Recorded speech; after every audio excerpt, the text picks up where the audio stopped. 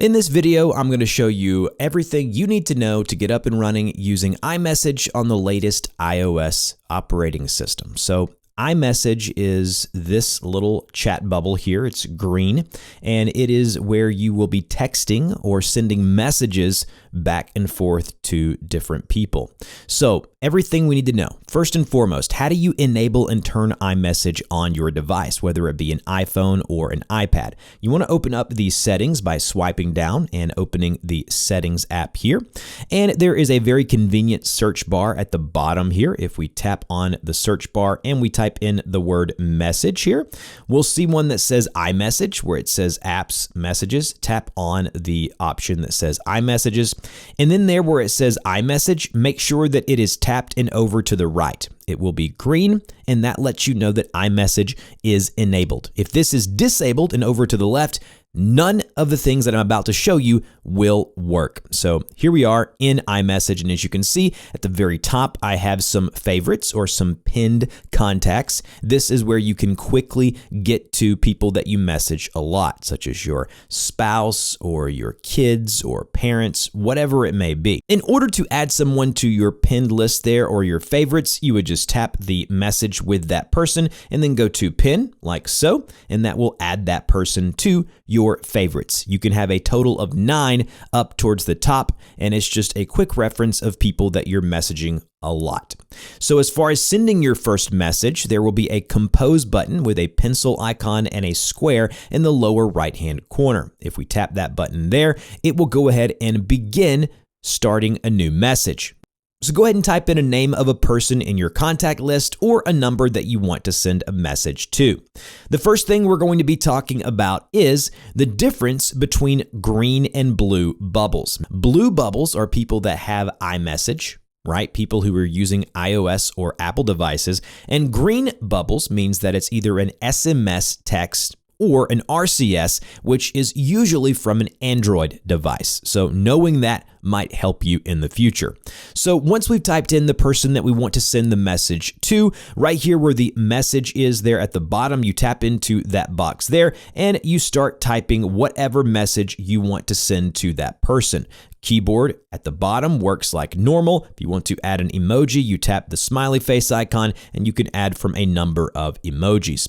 If you're running the most recent version of iOS, there's going to be something here called Genmoji. If we tap into that, this lets you use Apple Intelligence or Apple's AI to create custom emojis. So you may say something like yellow llama, hit the check mark here, and it will begin creating an emoji from whatever description that you gave it. Tap the check mark there, and now you have a custom emoji that is a yellow llama. So if we send that message, as you see here, it sent that message and it lets you know that it's been delivered.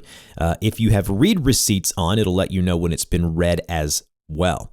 If you want to do a tapback, now a tapback is where you touch and hold a message like so, and at the very top there you're going to see a list of emojis that we can add to it. Normally you might want to add the thumbs up, so we'll tap the thumbs up, just letting the person know, hey, I received this message and I'll get back to you later. Now, if we want to edit and unsend a message, we tap and hold that message as we just did, and we can see that we have the option to either edit with the pencil icon or undo send, which is the reverse or back icon. If we tap on edit, as we do here, it'll bring up the message. We can add whatever we want to it and then tap the check mark, and it will edit that custom message. Now, as far as adding effects, if you have a message typed out, you can actually hold the send button, which is the upwards arrow here, and we can add effects. So we have bubble effects and screen effects. Screen effects will take place on the entire screen. Bubble effects will only happen with the specific message. So if we go to loud and tap loud here, you can see it's going to add a little bit of emphasis there. So we'll go ahead and tap send with the loud effect. And that's all by holding down the send button before you send the actual message. Now, as far as inline replies, if I want to reply to a specific message from someone, like let's go up here to this message here, I can tap on that message and I can actually reply directly underneath that. So we can create a thread. That way the person knows exactly what message we're responding to. So here is a message about food. I can tap and hold and then tap reply, and it's going to reply to this specific message. So we'll say good exclamation point, hit send, and as you can see, it will send to that and underneath that right here, underneath that specific message. So that's how you do inline replies and mentions within a specific message. Now let's talk about all of the other features within iMessage. So as you can see, once I'm in a message here, I can FaceTime them by tapping the video icon in the upper right-hand corner. I can tap on the contact's name at the very top to get information about that contact. Or if I wanted to, I can tap the back button to get me back to my normal messages. Now, if I go into a different message, let's say this is a group message here with my family, you can see there's pictures that have been sent, there's GIFs and all of that good stuff. In order to do all of that, there is an addition symbol or a plus icon next to the message option here where you're typing your message. If we tap the addition symbol here, you can see there are a number of things that we can do. Now, a bunch of these are going to be third-party apps, so they might be specific to you. So as you can see, I have one called Pedometer++. That is a walking app that I've downloaded onto my device. You may not see this, but what you will see are things such as photos, camera, and audio. Let's go through those. So if we tap on camera, it's going to open up our camera. We can take an image here, and then that's going to send that image directly by tapping that send button in our current message. If we hit the addition symbol again and go to photos, this is going to be our photos that we've taken here previously. I can tap on a photo, hit the check mark, and as you can see, I can send it just like that. If I wanted to, I could hit the addition symbol here and go to stickers. So stickers can be emojis, they can be from different apps. All of these things can be inserted as stickers that you can use via a tapback or just send individually, as you see I'm doing here.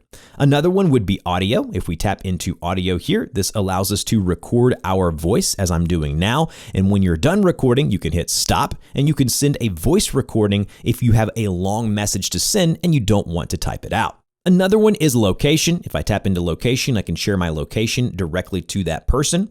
Another one is images. Now, images or hashtag images are going to be GIFs or things that you may want to send, like animated pictures like this one here, someone's celebrating. You can hit send, and as you can see, I've now sent a GIF to that person. So I would play around with all of the options that you see here. Again, a lot of those will be third-party apps that you've downloaded. Digital Touch allows you to go into Digital Touch here and write something. So I can draw a smiley face like that, hit send, and it will show as a actual animated image as I'm drawing it out. If you want to add a background to your message with a specific person or a group message, you tap on the person's name at the very top, go to Backgrounds, which is the second tab over, and then you can choose from a photo, different suggestions by Apple, or if you wanted to, you could go to color, and then as you can see, we can choose different colors by tapping the color at the bottom there, and we'll add a nice little orange or tangerine color, make it darker or lighter, hit the check mark, and then go back to that message. And as you can see, you now have an animated background. A couple of other things you can do with an iMessage is you can send later. So you can schedule a message to send at a specific time. So type in the message, tap the addition symbol there to the left of that message, and then you'll see an option that says send later. We tap into that. It will then bring up a date and time selector where we can go and say, we want to send that, say, tomorrow at 5 p.m. and then go ahead and just tap the normal send button. And as you can see, instead of a complete border around that message, it will have a dotted line, letting you know that message will be sent later, and then it lets you know when that message will be sent. And then lastly, I'll show you a couple quick settings that you probably want to change.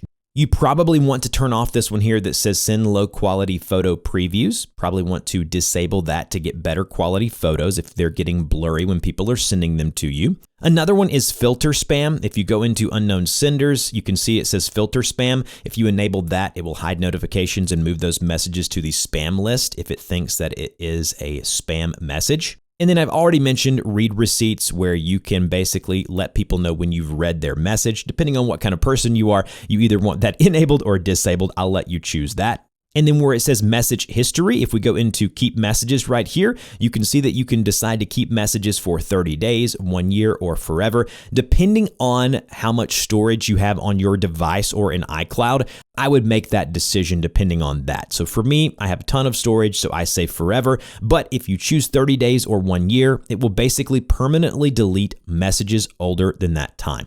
And that's it. That's everything you need to know about iMessage. Hopefully this was helpful. I'll have some frequently asked questions in a pinned comment down below, and I will see you guys in the next video.